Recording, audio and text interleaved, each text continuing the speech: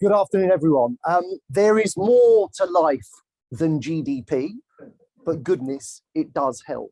I think one of the things that I realized quite quickly when I joined ITV News is that most viewers don't measure things in GDP. It's not a measure that resonates with them or is meaningful to them. They do nowadays know an awful lot about inflation and how it's affecting their lives. And I think after the well-being and the health of their families, prosperity and opportunity are things that they care deeply about. I have to say, most viewers take a rather dim view of economics. They find it dense, impenetrable, remote, and in many cases irrelevant to their daily lives. However, they are very curious about why the world around them is in the way that it is. I think many people do care deeply about statistics, evidence, proof, data, analysis. And a lot of people also believe in the power of change. And on the latter point, I would actually hold up the EU referendum as an example. We are 18 months maximum away from a general election, one in which hopefully how we raise growth, how we raise living standards will be right at the top of the agenda. Don't stop engaging with the media, please, Jagjit. Fun fact, here we are, you're gonna like this. The last time there was a Charles on the throne, average weekly earnings was 25 pence. So in a sense, we've come an awful long way in 360 years. But as we go into the next Carolian era, the UK economy, it seems to most people, I think, feels as if it's stuck in a pretty low gear. We're covering all the time on ITV, you know, the impacts of a cost of living crisis. We're right in the midst of it. We're probably, you know, maybe the last 2 years, who knows? But actually, the problems seem to date back quite a long way before that. We've gone through quite long and consistent bouts of falling real wages ever since 2008. So the Chancellor thinks Britain is at risk of talking itself into economic decline because of what he called in the Telegraph a growing sense of insidious and corrosive negativity. Jeremy Hunt is not at home to declinism, and I'm happy to say none of our panel is either. Over the next hour or so, we will get unvarnished truth, insight, analysis and assessment, an honest assessment of where we are and how we got here. And I hope, a lot of optimism about how we can proceed and fix things. Let us start, if we can, with, where are we? Oh, sorry, I think each of the panelists, the way we're going to run this is each of the panelists will start with an opening monologue about their take on where we are, what the problems are and how to fix things. Let us start with Ed Balls, if you would. Okay, so I think the thing I've kind of learned about politics and policy in the last 30 years is that the only things which actually ever last and really change things are the things which become consensual, which become agreed, become cross-party, become the established truth of the age. Quite often things are contested at the beginning. So in Parliament, Bank of Independence, voted against by the Conservatives, national minimum wage, voted against by the Conservatives, but they both became consensual. They are now cross-party in their support. The same is true of tax credits. The same is true of active labour market policies. The same is true of raising the retirement age. These are all policies which were contested at the time and then became consensual. Doesn't mean that consensus is always a good thing. Those are policies which last because they become consensual. I think one of the things I've also learned from studying economic history in the last 100 years is that often when the establishment consensus forms a view that this is really important, that's often quite an indicator that things are going to go wrong. Think of the return to gold in 1925, the decision not to devalue in 1964, the decision in the late 1980s to join the ERM. Those are all consensual moments, cross-party, which then collapse. But the point I'm making is that if things become consensual and last, That's where change really happens. And all of us have been involved in policy debates where we've tried to build a consensus and failed. That was true Kate's work around housing. That was true in my work when I was in the cabinet to try and put children's policy at the centre of our wider education policy towards young people. Michael Gove ripped it up straight after the election in 2010. So I think the thing I was going to talk about in 3 areas quickly is there a consensus? Is there lasting? Or is it lasting? Or more importantly, if the consensus is broken down, what does it tell us? And I'm just going to do really quickly macro policy, regional industrial policy, and Europe. In the case of macro policy, first of all, there is a consensus, and it's lasted now for 25 years. It started with inflation targeting, then importantly, central bank independence, actually alongside fiscal rules legislated for in Parliament, enhanced later on by the Office of Budget Responsibility reforms which George Osborne put in place. That is a framework which has allowed us to deal with actually quite a lot of shocks over the last 25 years. LTCM, the bursting of the dot-com bubble, the Iraq war, the global financial crisis, a pandemic. The framework has survived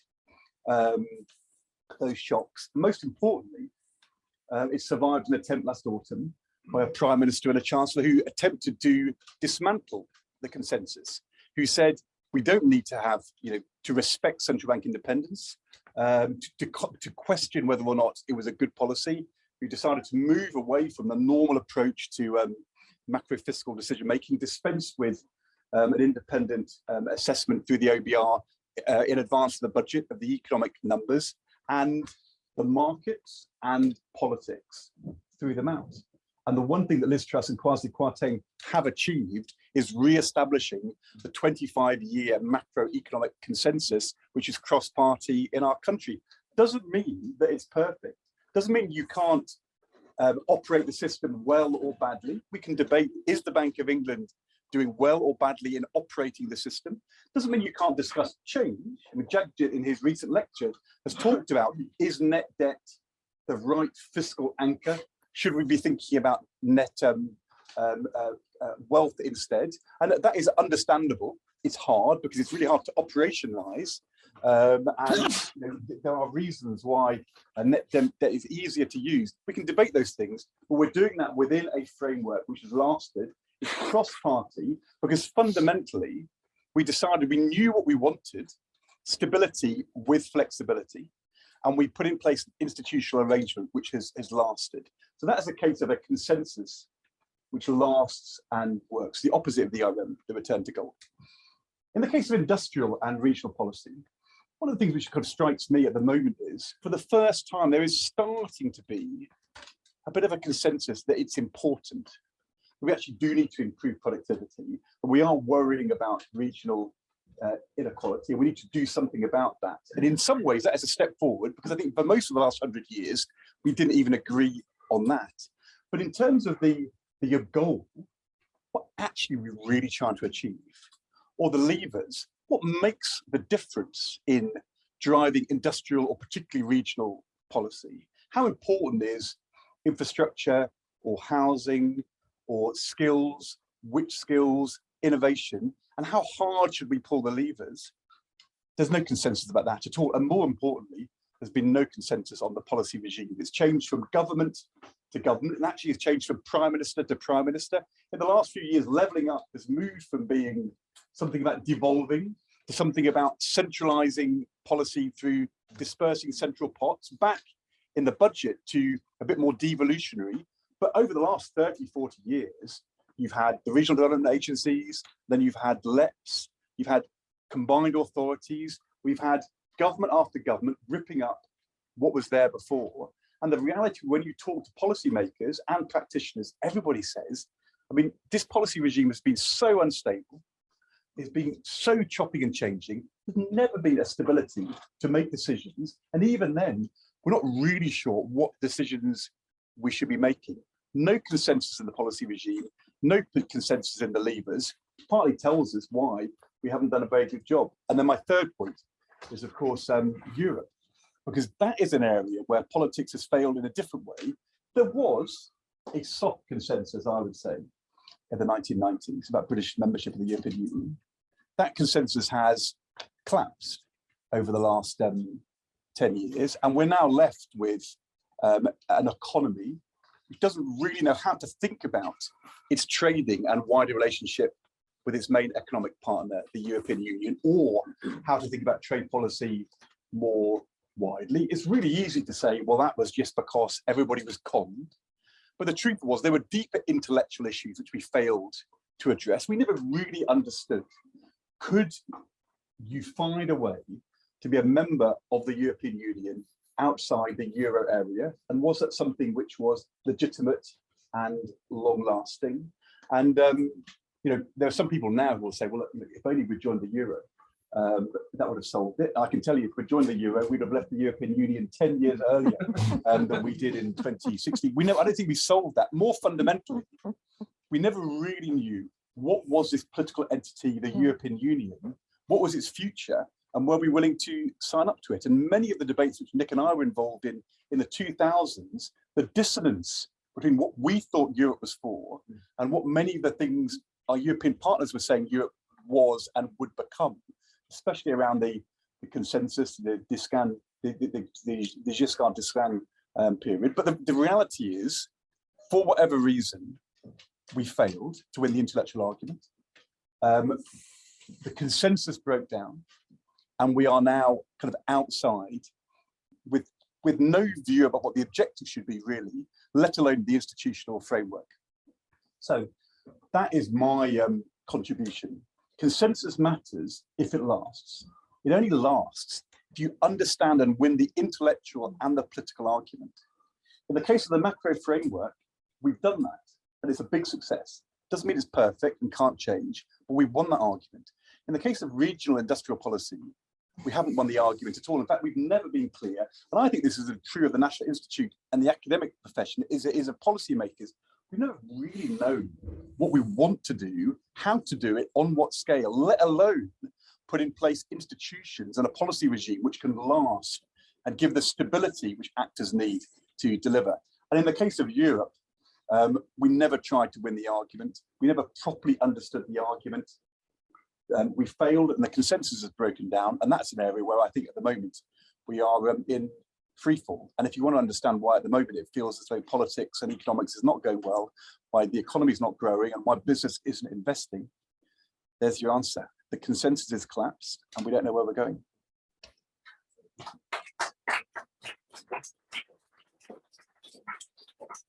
Before we move on to Nick, Ed, can we just pick up on the last point you made about the breakdown of consensus over Europe? The Bank of England recently downgraded the potential output of the UK economy quite significantly. It's fallen since 2019. How much of that decision do you think was down to Brexit? I think that an important part of it is down to Brexit, but absolutely not the whole part of it. I mean, you know, our kind of the productivity performance of advanced economies has been poor since the early 2000s, since before the financial crisis. There's no doubt the financial crisis worsened that. There's no doubt that the UK has underperformed compared to our kind of, you know, comparable countries since the financial crisis. And in that context, you then add in Brexit in 2016, and that has undoubtedly made things worse. Now, I think that there's two things you can say about that. It's really hard for us to understand why, in general, advanced economies are finding it so hard to grow the productivity frontier. And I don't think we understand that at all at the moment. And the optimistic thing is, if you have 3 once-in-a-generation global events in 15 years, that's a bit of a knock to confidence, investment, investing sentiment, and long-termism. And if you can get back to some stability, that might help, but that may not be the answer. But the second thing I think you can say is that the UK has slipped so far behind the productivity frontier in the last 15 years that, independent of what's the big question, we ought to be able to do better catching up than we've done so far. So that is, you know, the fact we've fallen behind so much should tell us if we can do some stuff around region and industrial policy and our mate trading relations, that should give us the chance to do some catching up, even if the global frontier is not advancing as fast as it was 10, 20, 30 years ago. Okay, thank you. Nick, what's gone wrong with the UK economy and how can we fix it? Well, the first thing I should say is I'm probably one of the guilty men. For case part, they generally are men. And just as guilty. I used to correspond with my predecessor, but 5 at the Treasury, Sir Douglas Wass, who was in charge of the Treasury during the IMF crisis and did a fantastic job. And he used to write to me saying, well, whatever happens, you will at least preside over a period where growth will be higher than when I was in charge. And when I finally left as permanent secretary after 11 years, I actually worked out what the growth rate had been, and much to my horror, I discovered that it was lower than under Sir Douglas's watch. That reminds me, I must go home and find out what happened under Tom Scholars' period in charge, but he had rather bigger political problems to deal with than I did. I mean, Ed, it's interesting. Ed, I think, left the Treasury in 2004. And I think I became permanent secretary in 2005. 2004, actually, everything seemed fine. We came back again for a year. Came back for a year. Well, left the Treasury in July 2007, and it was going fine then as well. We'll come back to that. Yeah, we thought we had most of the answers. We kind of knew what macroeconomic stability was, which seemed a necessary condition for growth.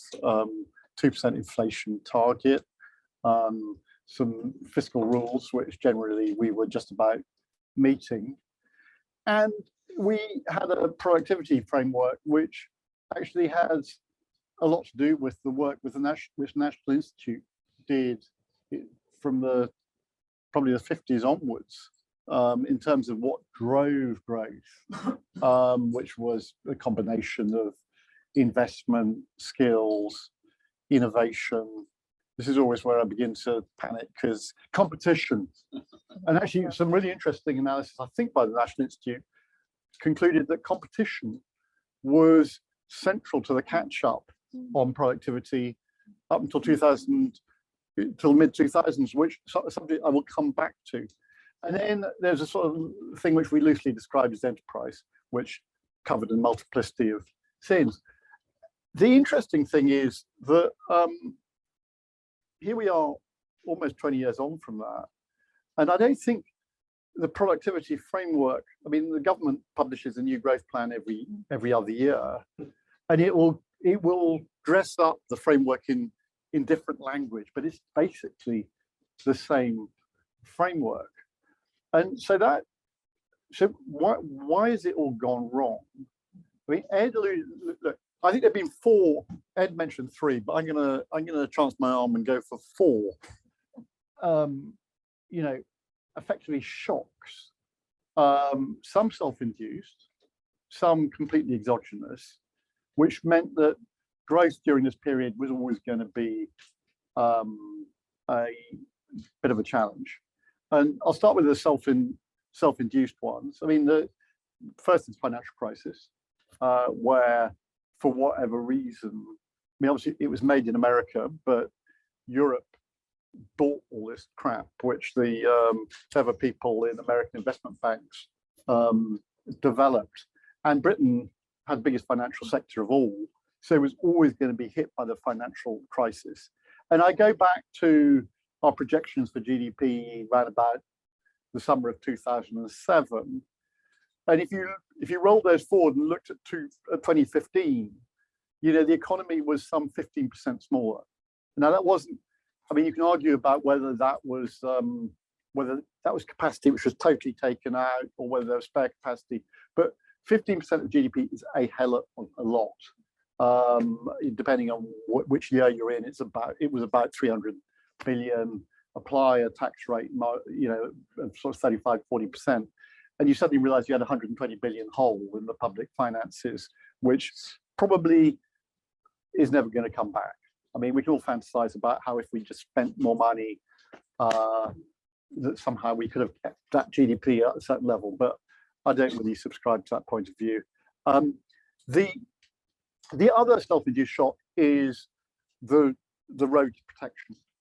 I don't know much, but I can tell you that free trade is what made this country what it is. And if you start creating barriers to trade, things get a whole lot worse. Brexit is part of that. As Ed says, actually, it's only a small part. I think not the sort of Osborne mini budget, but actually the Treasury's technical paper on Brexit, informed by analysis at the LSE, National Institute, and so on, has been remarkably prescient. Here we are 7 years on. My guess is GDP is something like 3 to 4% lower than it otherwise would have been. But actually, it's worse than that, because for security reasons, some spurious, some definitely significant, the whole world wants to do more at home, and that's bound to be more expensive, just bound to be, compared to if you had total free trade. Then there are the two exogenous shocks. One, obviously, COVID, the other, the invasion of Ukraine. Actually, the interesting thing about both those things is just how resilient economies have been, including Britain's economy. We are at full employment. So the things which we worried about in the 80s and 90s is simply not an issue. But it's a low productivity, low wage full employment, and that is the problem. Now, is this all down to macro stuff? I mean, let's just park the financial crisis, because that was another collective error. You look at the speeches of Greenspan and King. I know some people think that they now saw it coming. In fact, I was talking to a very good man who saw it happening in the property market in 2007.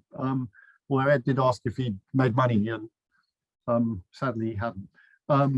So he obviously, these raise interesting questions about our memory and whether we put what we sort of think into practice. I've always been hopeless at investment, and starting in 1987 stock market crash, where I thought I was a genius, and I discovered I wasn't. Anyway. And now you chair a bank. I do chair a bank, and it's the oldest bank in Britain, and it is probably the safest. Doesn't do any investing. No, it doesn't do much lending, actually. I do, actually. This is true, which is just celebrated 150th anniversary, and Matthew Oakeshott has played a key role in his. He gets well paid for his services. So sorry, I'm droning on. So some very quick points. First, is this a macro problem? Well, some issues. There are issues around macroeconomic policy. Personally, I think there's too much QE. I think the bank was slow to withdraw emergency stimulus when it was clear that there was no longer an emergency during COVID. But it's very hard being a central bank, so I don't want to be too hard on them. Is it austerity? Potentially, the Treasury could have provided more support to the economy, but if they'd have been in charge in 2010 or 2015, in the end, the difference between the major parties is usually about 20 to 30 billion. I think it's that again, actually. Is spending 20, 30 billion more going to make a massive structural difference to the British economy? I'm sorry, it wouldn't. It doesn't. And in the end, you kind of have got to have a medium-term fiscal plan to broadly stabilize the public finances. Otherwise, you end up in a lot of trouble. There are a lot of fantasists out there who think that somehow all our problems to do with austerity. Personally, I didn't particularly like the balance of austerity. I think you could have done it. You could have done more through tax. You could have done certainly a lot less in terms of hitting the poor. Always better to go for middle class welfare rather than the welfare of people who really need it. But I think I'd just like to end by coming back to the drivers of productivity, because here I just think lies the answer. We don't know the transmission mechanisms fully, but we have made mistakes. There's not only not enough public investment. This country is addicted to consumption. We should have a better balance between consumption and investment in public spending, but it's often the wrong sort of investment, partly because actually effective investment can be quite prosaic. It's things like building a decent roundabout or building a lot of houses. But governments tend to be sucked into prestige projects, whether it's building a high-speed rail line or for that matter, sort of ultra shiny hospitals which are obsolete by the time they're built. Skills. My one obsession in life is if the day after the referendum, Theresa May had said, we are going to lead a national crusade to improve skills. 7 years on, we might just be beginning to see the consequences of that. But they didn't, we haven't. And to this day, further education, I mean, look, we've got a good university system, but I'm worried about the sort of the 35th to the 80th percentile. Do we do enough in terms of both vocational skills and so on? I don't think we do. And we used to rely on the Polish taxpayer to train our workforce, and very effective they were too. We really should have grasped that nettle by now. Transmission mechanism really hard. People have been writing reports about skills for the last 100 years and how we're behind the Germans. But surely, to goodness, this is something which needs cross-party support, because I think it's something which could make a difference. You know, I mentioned housing planning. Kate could no doubt. Let's talk about planning. Yeah, well, I'll leave that to Kate. One thing we've been quite good at, because there has been cross-party support, is around the science sector and innovation. And you do see the consequences of that in areas like biotechnology. You know, science spending has been prioritized. You know, much as I disliked it, the R&D tax credit has been successful and made a difference. At this point, I need to get my piece of paper because I'm sure I've forgotten what the last two drivers of productivity are. I know one's enterprise, which I'll pass over because I'm not really sure what it is. Oh, competition. Competition, really relevant. Really relevant. Single market did wonders for competition. I mean, politicians hated it, but the state aid regime was the best thing in my view, whichever happened. And we've gone backwards big time. And you're now getting, you know, we're talking about, Ed mentioned industrial policy. I don't think even Ed would never have been someone who believed in backing, you know, failing industries. My first week at the Treasury, this big folder landed on my desk called The Lessons of DeLorean. And believe me, industrial support is throwing good money after bad.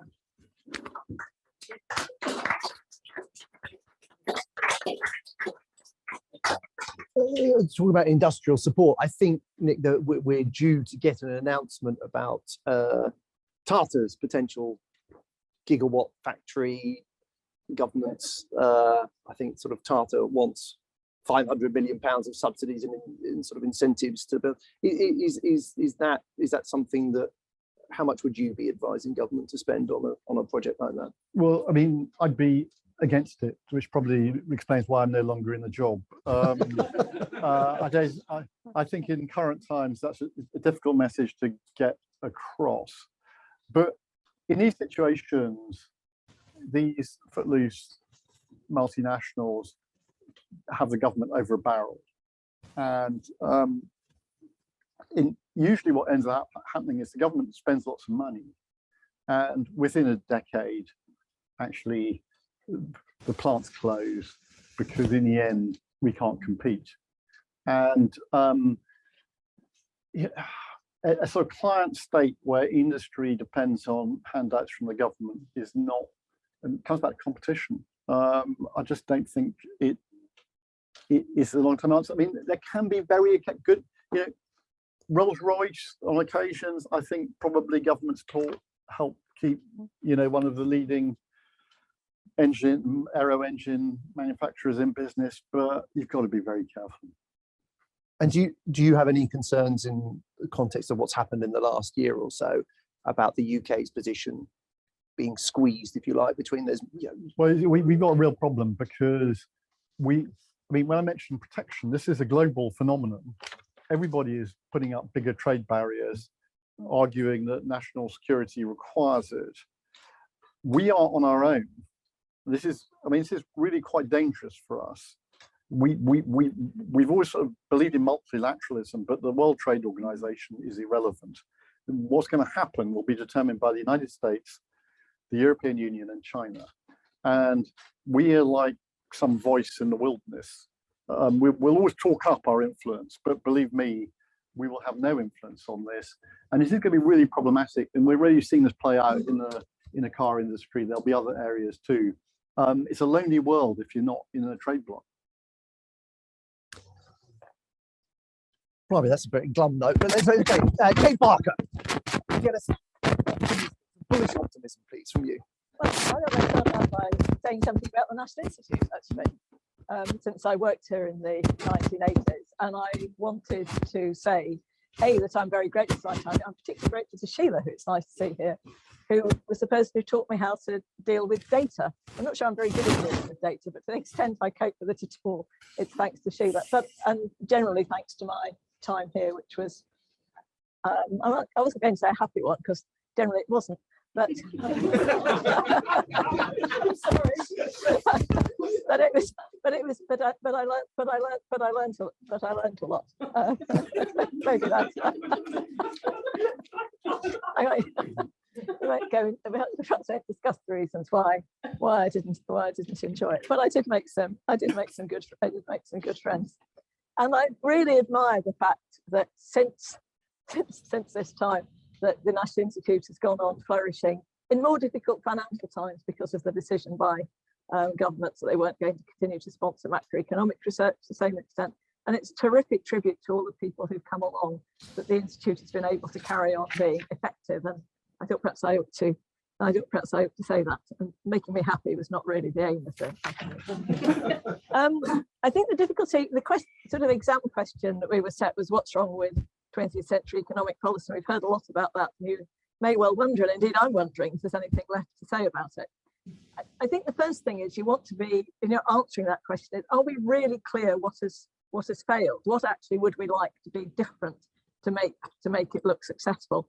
And the second thing is, I always think it's very much easier to talk about all the problems of the world than to actually come up with helpful solutions. I'm probably going to be just as guilty of that. I'm going to talk about three quick things, some of which will, of course, go back over the things that Ed and Nick have already talked about. So macroeconomic policy, now, I don't know, I'm sure you remember this, Ed, but when you started at the Treasury, you wrote a book with Gus O'Donnell about the new economic framework, which not only have I read, but I still have. And if you read this book, there's one thing in it that I think is really striking, which is that you say very little in that book about dealing with international shocks. And when I think about what's happened in the last 20 years, a lot of the things that have happened and really hit us have been international shocks. Now, you referred, somebody, I think Nick, talked about the fact that actually we've been quite resilient to some of the shocks we've had. We weren't terribly resilient, however, to the financial crisis. And I also think that one of the effects of the new framework, which generally, by the way, I support, was it kind of spawned what I always call a sort of sequence of three-letter acronyms. So not just did we have the MPC, we have the PRA and the FPC and the OBR, and they're all kind of involved. They've all kind of got little tasks, and they carry out these little tasks. And sometimes you think actually you need a really good governing body to draw these little tasks together. And particularly when you've had an international shock, fiscal and monetary policy really do have to work together. Now, I think they've done that very successfully actually after COVID. I think that's true. After the financial crisis, personally, I thought they did it less well. I thought monetary policy tried too hard, and fiscal policy, I accept your view about small differences, didn't really try enough to think about not just, and I don't just mean in the sense of spending more, but actually in the sense of structurally, what was the shock and what should have been done to respond to it. So if I had I think that falls under your category, and however, of not taking the framework apart, but saying what could we have done that would have made it slightly better. I was over asked if I could talk mostly about business policy and planning, and I was going to say something about competition policy, because I agree with the fact that competition policy, which was pretty strong actually under the Labour government, has become weaker over time, and it really needs reviving. And we need to try and pull together the work that's done by the competition policy with the work that's done by the regulators, because it's all, again, there's too many little different bodies doing slightly different things in a slightly different way, and it doesn't necessarily add up to something that's coherent. So I would like to see a more coherent approach among the regulators. I'm not really sure nowadays whether you can admit that you worked for the CBI, but perhaps I can. If everybody promises not to tell anyone. I should say, by the way, I was even more unhappy at the CBI than I was at the National than I was at the National. In general, my life has been one long bout of misery. The thing that struck me working at the CBI, and in a way we've just had this with the last question, was that by and large, a lot of the civil servants and ministers that you came across had never worked in business. So when you're lobbying them, and I did lobby them, I'm afraid, I think I lobbied Ed from time to time, it was very hard for them to tell the difference between a actual problem that you were lobbying about that they really needed to do something on, and something the way you were just being a bit egregious and trying to kind of flannel them. Really, really hard for them to tell the difference between that. And actually having, people don't like revolving doors, but having more people, particularly in the civil service, who work in business and can tell a bit of flannel from a sound argument, I think would be a great thing. And I was also going to make the point, politicians on the whole prefer shiny new things to doing rather dull work. And that's probably why we haven't ever had a coherent industrial policy. We have, as everybody, the people have commented, had lots of industrial policies, often under the same government. The difficulty with industrial policy is it's quite hard to put a ring around it. So they often get far too big. They cover almost everything, and every sector feels it should have a really good role in an industrial policy, and that cannot be right. So what do I think we might have as an industrial policy today? Well, competition, place-based policies, employment conditions, those are all really relevant things. We certainly should have some concern for them. But I think the core of any industrial strategy should be about what are the real challenges facing us today? How are we going to deal with climate change? How are we going to deal with AI? How are we going to improve healthcare without spending all our money on it? We need to improve healthcare if we're really going to change the productivity of the economy. We've got too many people who are not working or waiting for medical appointments. If we don't improve healthcare, I think we will make our lives more difficult. I should have mentioned trade policy here, so thank you for reminding me of the fact that trade policy actually rather matters. Alongside that, the other part of industrial policy must be about business itself. It's a long time since Van Reenen did that great thing about management, and we haven't really, as far as I can tell, improved management very much since. I should say this is one of the things that Productivity Institute, which I have some involvement with as the strategist, is seeking to do some work on, partly working with Be the Business. And it may be a good thing that these are arm's length bodies from business, but there may be things that emerge from them about management education or examples of what restrains business performance that need to be heard in government. And I hope that we can do that, because actually it's not just what government does, but crucially what the private sector, indeed the public sector, does that fundamentally matters to productivity. So I'd restart at the Industrial Strategy Council, but very differently from the one that was constructed under Andy Haldane. I would want a council which is able to propose policies, and I'd want a council which is deeply involved in evaluating what the government does in implementing the policies and how effective they are. But, and it's a point Ed's already made, this will only work if you've got cross-party support. because it has to be something that lasts across government. It was pretty easy, I think, to abolish the Industrial Council in its previous form, because the way it was set up had so little traction that nobody noticed when it was gone. If you set up you've got to set up something with traction so that people would notice when it was gone. Now, I was asked to talk about planning. I noticed there's a tendency among economists when they say what holds the country back to say, well, it's planning. It's 20 years since, as Ed kindly pointed out, I failed to really change the world on housing. I'm not sure about that actually, because housing supply and the role and importance of housing supply has at least remained on the political agenda ever since, even though government has not done much about it.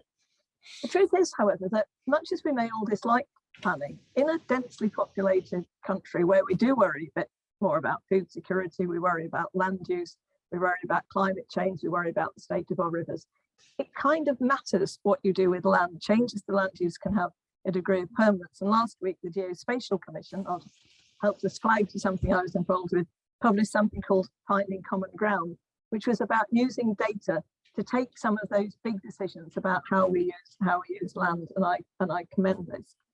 I tried quite hard when I started off on the work on planning to think, what would I reinvent? You know, if you start with the baseline, how much of this planning apparatus would you reinvent? And it's actually quite hard to think of things that you wouldn't want to have at all. You might want simpler processes. You certainly want faster processes. You probably need more planners.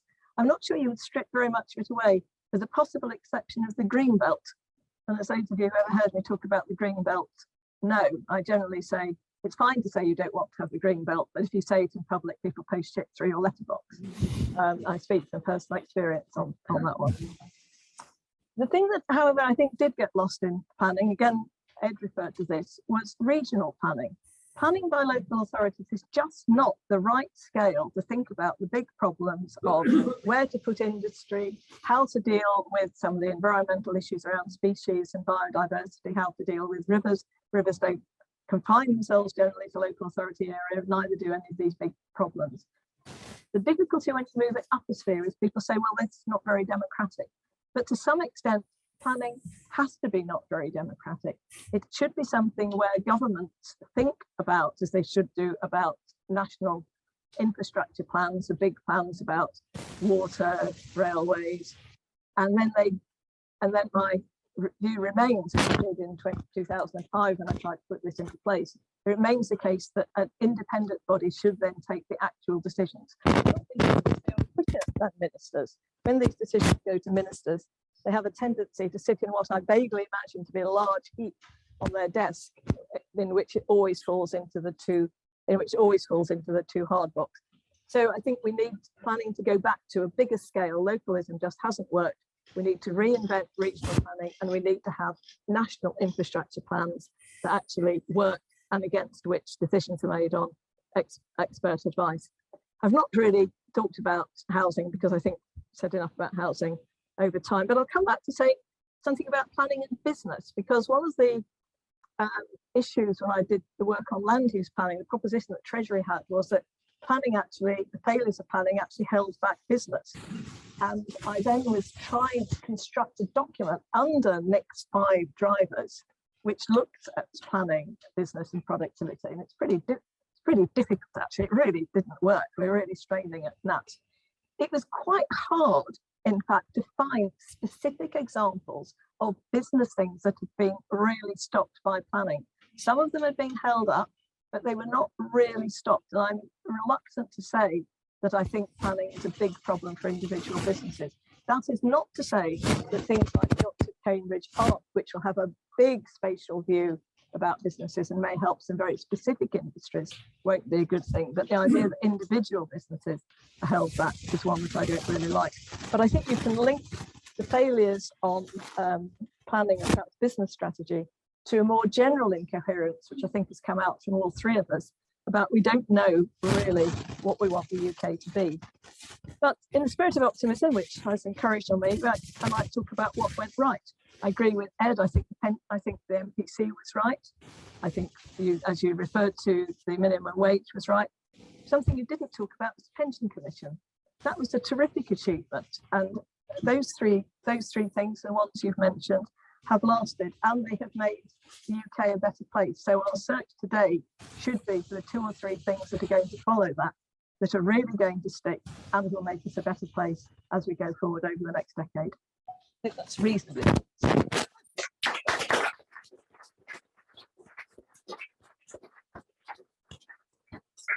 I think that was very optimistic, and it was brimming with helpful solutions as well, Kate. I thought what you had to say about industrial strategy and the creating of a council, it was really interesting. Just to pick up on housing, because that is something that ITV's viewers care hugely about. To what degree do you think the housing market's clearly massively dysfunctional? To what degree do you think? Yeah, I think it is. I think it is. If you look at in terms of lowest numbers of homes in Western Europe, the size of those homes, how expensive they are. I think if you were to ask, or at least if you were to sort of ask ordinary people on the street about the housing market, particularly people under the age of 40, they would tell you it's massively dysfunctional. I think in terms of to what degree, well, it sounds like you don't agree, but do you think that if there is a link between the housing market and growth? I can just say, in your question, you actually produced one of the myths of housing, which is that we have the smallest houses in Western Europe.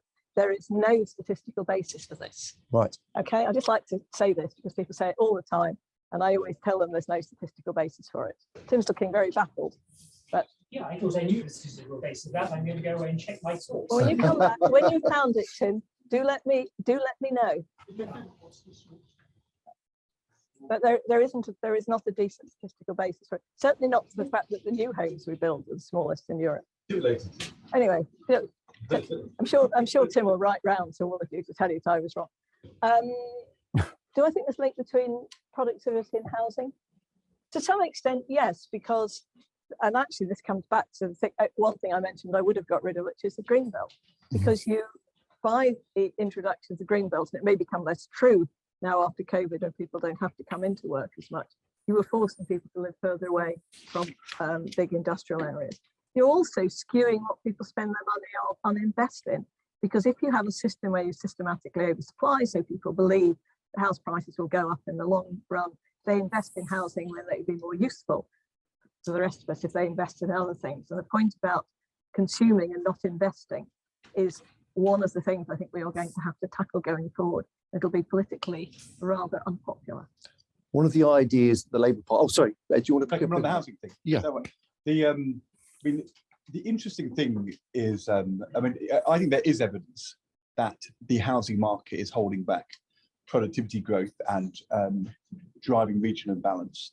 We now have the gap between London and the southeast and the rest of the country is now greater than between East and West Germany, and between North and South Italy.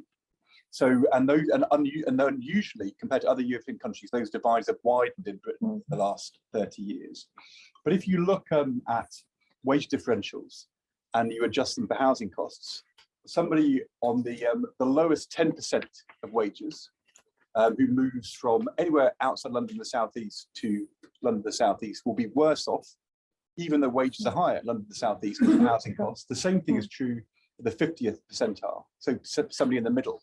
So there is something about our inability to build houses in London and the southeast, which means which keeps up prices and rents, which makes it harder for people to move in order, and that is one equilibrating mechanism. It also mechanism. makes people reluctant to go the other way.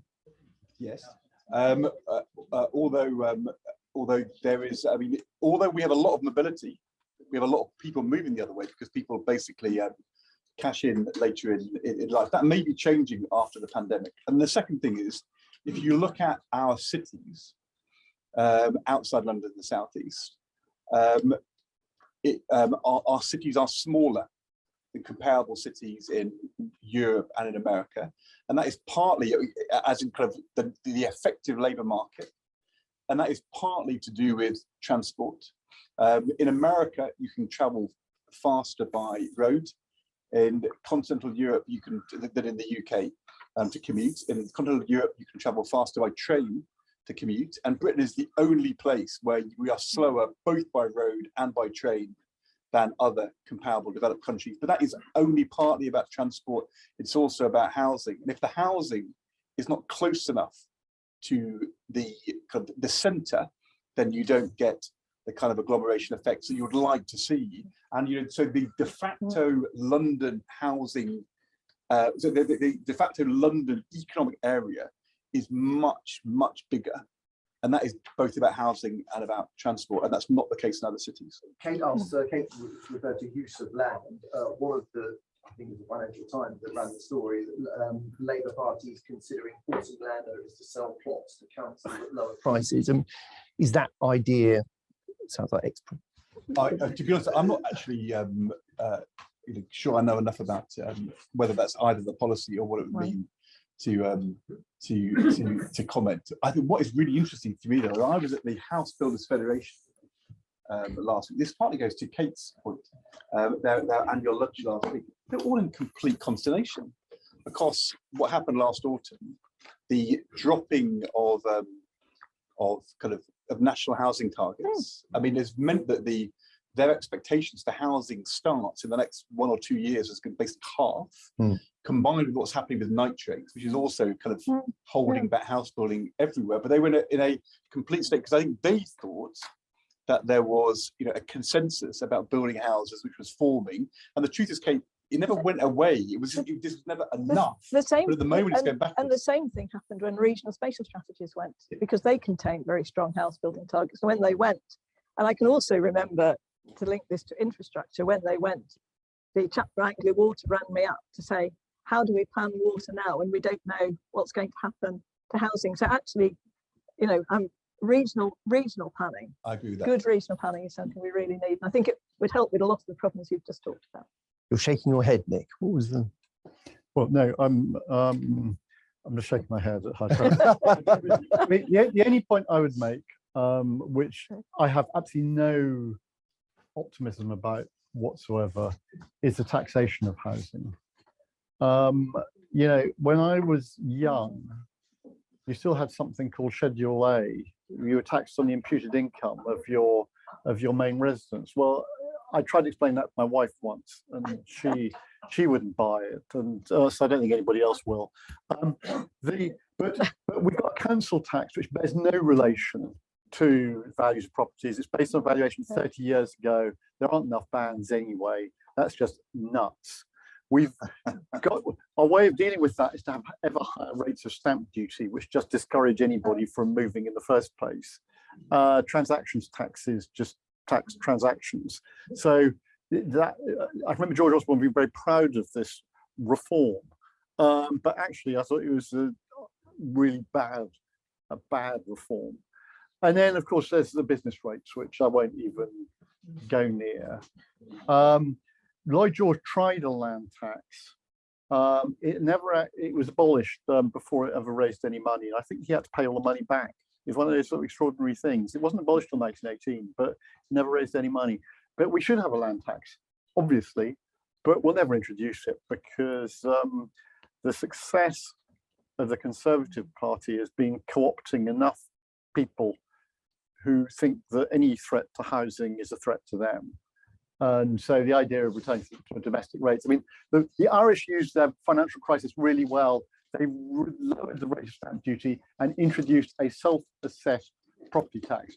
We should clearly do the same thing, but I can guarantee no political party will propose this in the next election. Although, as you said, the council tax is a land tax, and it is a land tax based on values, and it is an example of a disastrous consensus because it's been in place now for over 30 years, and nobody knows how to change it. And therefore we just leave it alone, and therefore become more and more irrelevant. As the rates had before.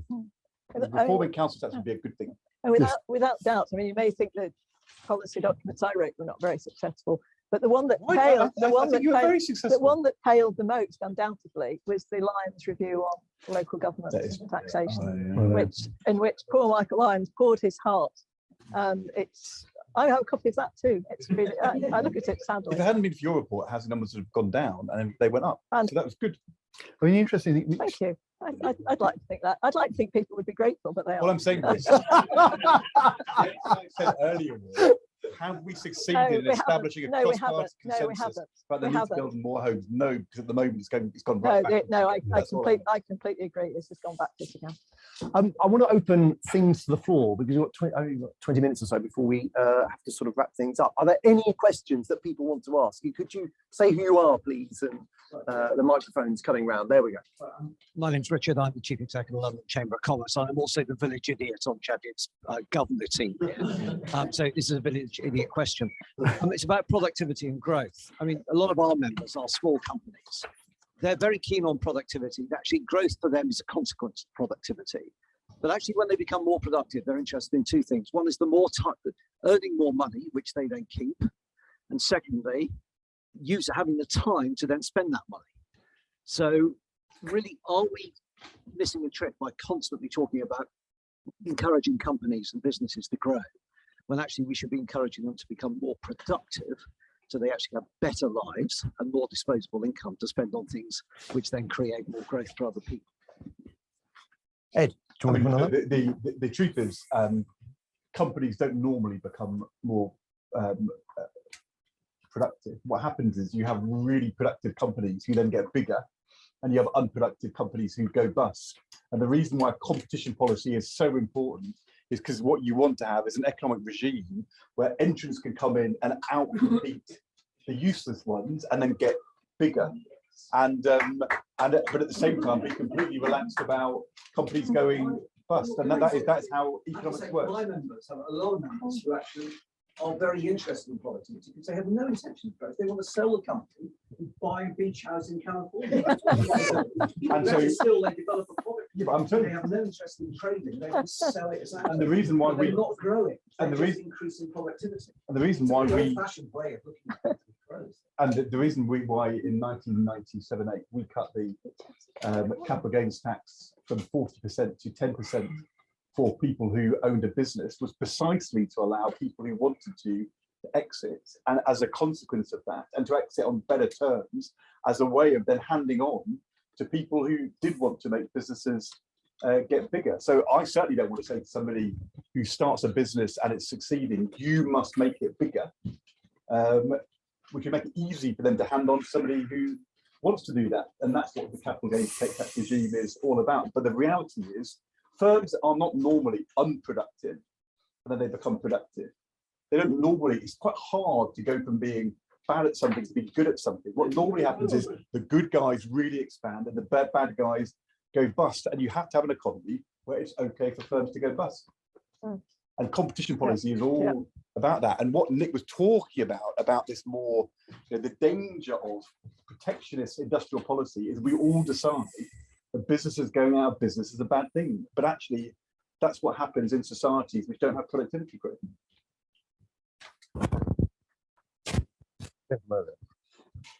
I've been a bit Schumpeterian there. I know. I'm Stephen Pegg from UK Finance. Just on competition policy, we've had a bit of geopolitics kind of involved in that recently. Don't want you to comment necessarily on Microsoft and Activision, but clearly there are now different rules and frameworks for the UK to set competition policy. How would you want that to change? Because quite clearly, to Nick's point, if you've got America, Europe, and China increasingly relevant, how does the UK frame its competition rules? Is it a taker of competition? Do we continue to put more power towards the sector regulators? How should it? Yeah, Microsoft were very upset, weren't they, about that, which I always saw as being slightly synthetic. But anyway, Kate, do you want to come in on that? No. No, competition policy is not one of my areas of expertise. Look, I think it's definitely a challenge when you're no longer part of a bigger block.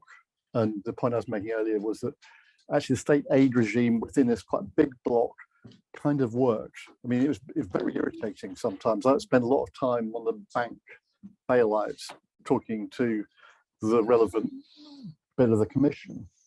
But I think, look, we need a strong national framework. There are inevitably going to be trade-offs, but the fact is the competition authority reached a view in this case, and really big businesses which are dominant don't really like being told they can't do things.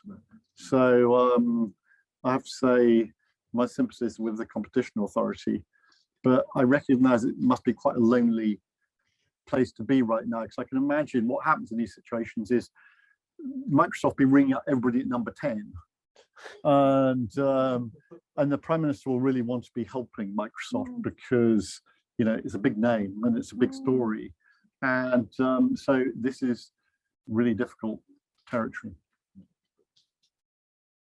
Stephen, do you have a view? Is that your question answered, or?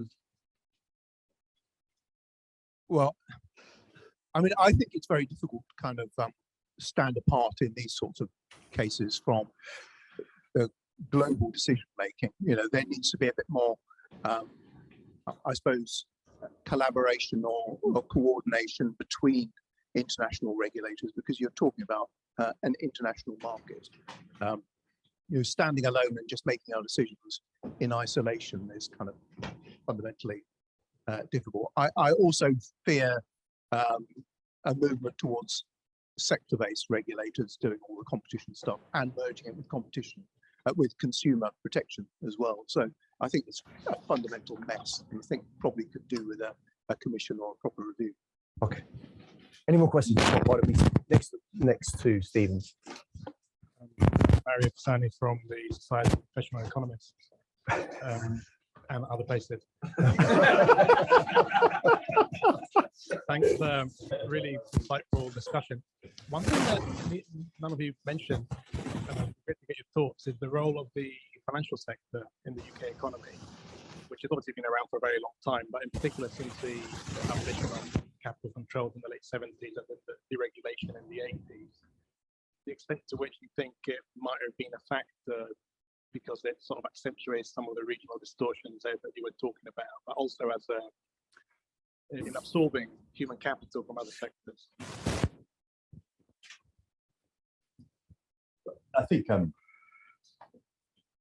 I've been doing a project for the last year or so at Harvard where which will come out in September. Alongside the more academically empirical stuff we've done 100 on-the-record interviews with policymakers, asking them about their experience of regional, local economic policy making. All prime ministers, chancellors, secretaries of local government, leaders, both of these two guys, lots of other people. And I think that there's a number of things come out of it, but one is everybody thinks that London is a plus for the UK, and everybody worries that de facto we didn't do the things we needed to do to make sure that all parts of the UK could benefit from having this big global city. And there's lots of different dimensions to that.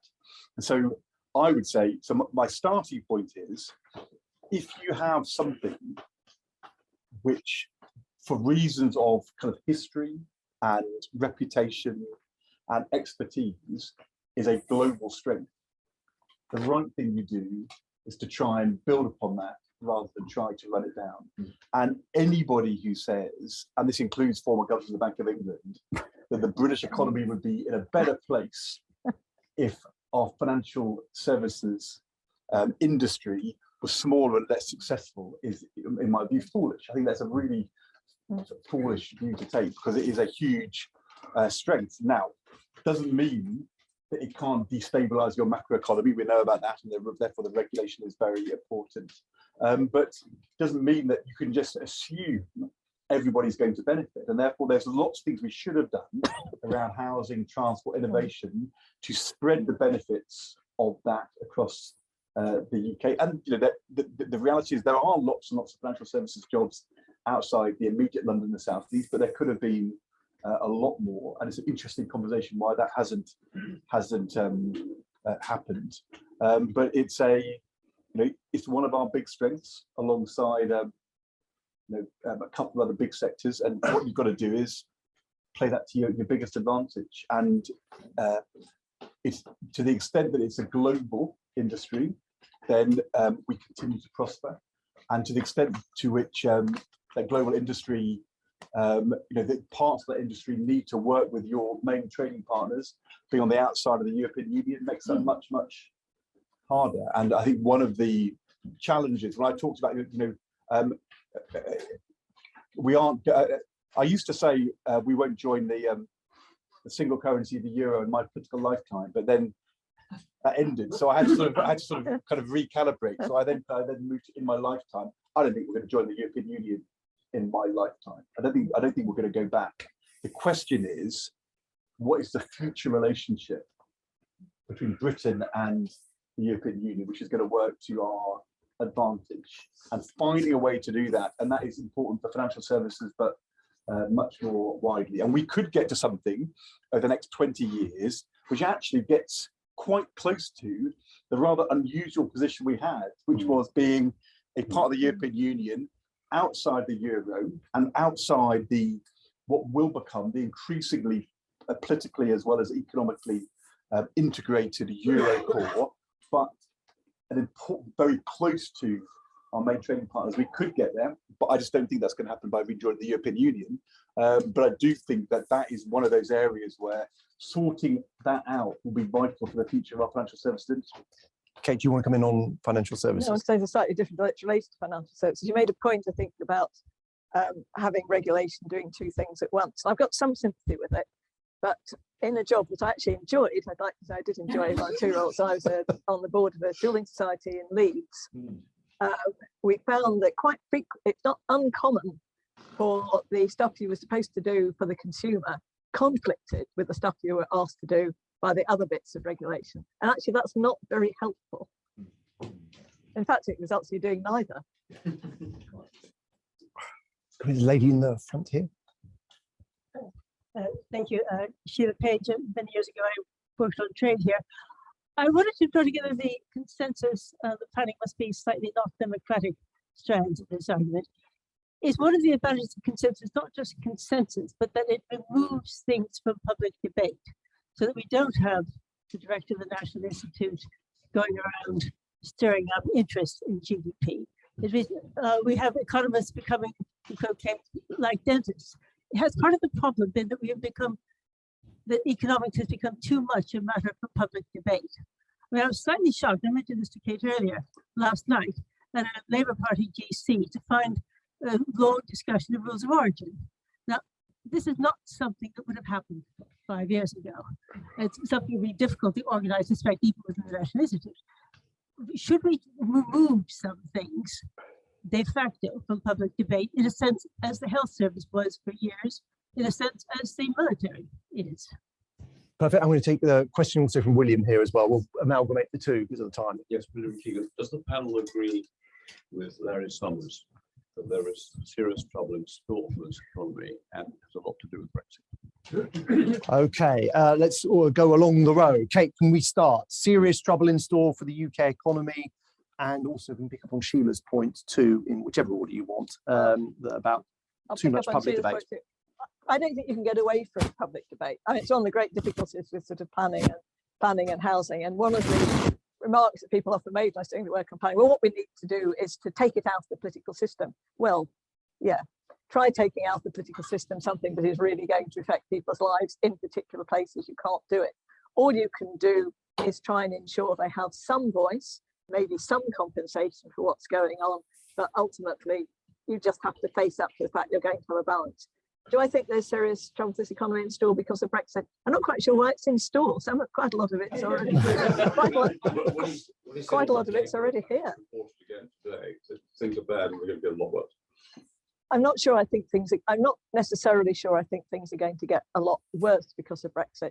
Although I'm going to pass to Nick hastily because I think he's going to say that they are going to get worse because we've isolated ourselves.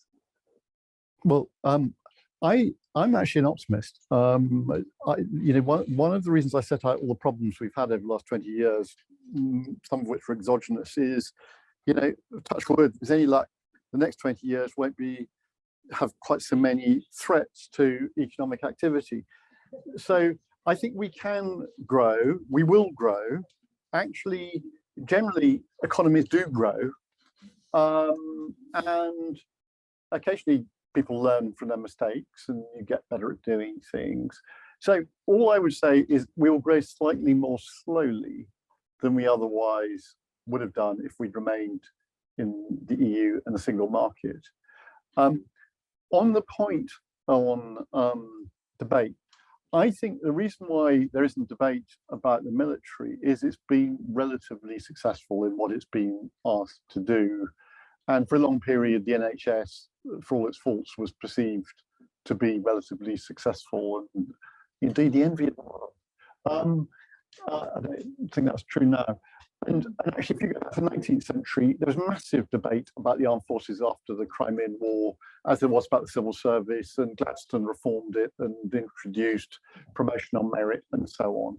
So I think actually debate is a function of failure. And actually, if something is failing, you probably do want to have a debate, even if it means having to discuss rules of origin at your general committee, which I don't envy you that. Another point, since they've got more recent experience than mine of general committees, may want to comment. We never discussed rules of origin in Morley, I can assure you of that. So I think I have kind of, to answer the two questions. First of all, on Bill's question, I do think that finding a consensus about the future of Britain's relationship with the European Union is a vital task. And if we don't find a way to sort that out in a constructive way, things are going to get worse. And, you know, as I said earlier, I think the leaving of the European Union was the consequence of a failure of the political class to win the argument, and the handling of our leaving since has made things worse. But if we continue in a position where one side of the debate says there's nothing to be done other than rejoining the European Union because nothing else can work, and the other side say, well, at the moment they're saying Brexit's failed because we've not really tried it, and we need to be even more separate and even more go it alone, have an even more smaller state. I think that dysfunction of those two extreme views is a disaster. And the question is, what is Britain's relationship going to be outside the European Union with our main trading partner for the next 20 years? And what we're actually going to do beyond what is at the moment a very porous and narrow Brexit deal to rebuild that relationship. Now, you could say, let's rejoin the European Union.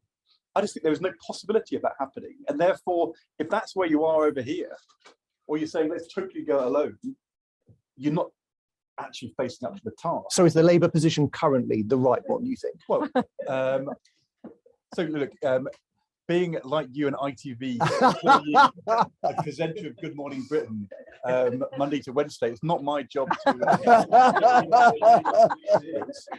But you know, and I think obviously Labour's challenge is it's led by somebody who wanted a second referendum in the case of Keir Starmer, and that was a position which he's now wanting to move on from. But absolutely the right place to be, and I think whoever wins the election, and hoping this is how things will be, is what is the future of our relationship with the European Union going to be? How is, I mean, if you say let's make Brexit work, that sort of takes you right back into the arguments of we are outside the European Union, and that's been done.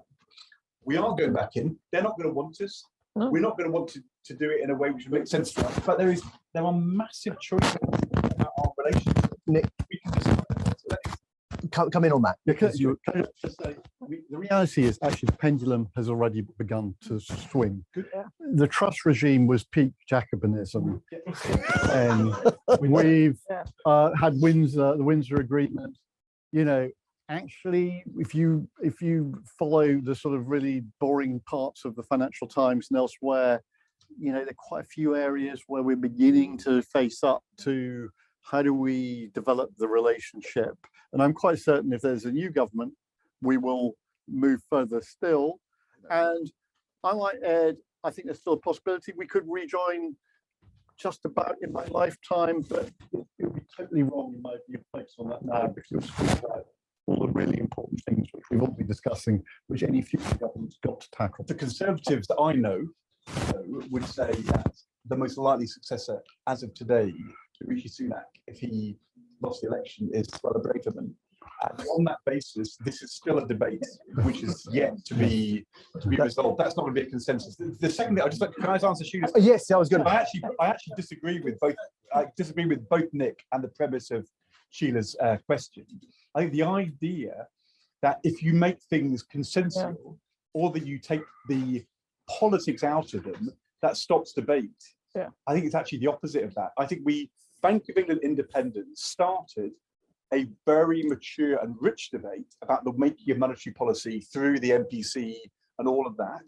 I think on the financial policy side and financial policy committee, our failure has not been to develop that kind of debate about financial policy. And it's partly, by the way, because unlike on the MPC, the FPC process is opaque. There aren't votes. There aren't proper minutes done in the same way. In 1997, you waited 18 months to have a new hit operation, not so different from now. In 1999, Liam Fox declared as Shadow Health Secretary that the NHS is finished and we will now need to move to an insurance model. We started a debate actually about a tax rise in 2001 for the health service.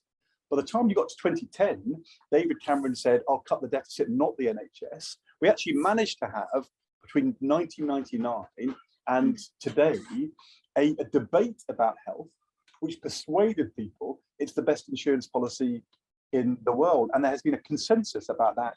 It may not last, but it's been much stronger in the last 20 years. So I personally think you get to consensus through debate. And if you want to have institutions which take the day-to-day politics out of things, you only make that work legitimately if you have more debate about it rather than less. Because if people think it's being done by some unelected people behind the scenes, kind of outside of scrutiny, that is what leads to suspicion. So I think I disagree, and I think debate is the way in which you develop consensus, not the opposite. Perfect. Almost 7 years after the EU referendum, the consensus on the panel is closer trade links with the EU would be one very easy way of lifting growth. A big thank you, please, to our panelists.